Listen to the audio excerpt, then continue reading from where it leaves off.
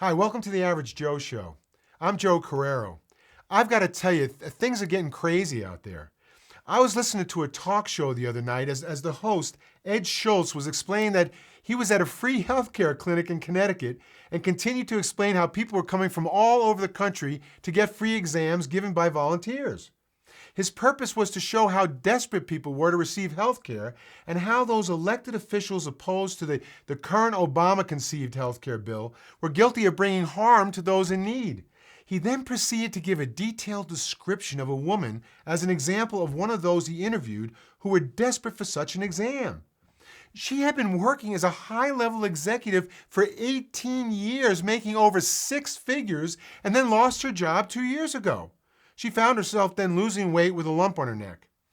He asked the audience to imagine being in her shoes. Well, I think very few of us could imagine making over six figures for 18 years and not having enough money to go over to see a doctor about such a potentially serious problem. I can sympathize with a health condition, but not the financial condition that brought her to this free clinic. It kind of reminded me of that movie, The Jerk, starring Steve Martin, where his character suddenly became very wealthy and was giving money away to all kinds of people in need. All he had to do was show desperation. One of the applicants appeared at his office crying as he explained how embarrassing it was to have people see the cracked leather seats in his private plane. Of course, all that stuff is relative. It also took me back some years ago when as a senator I had to make a decision whether to vote for free health care insurance for children in need.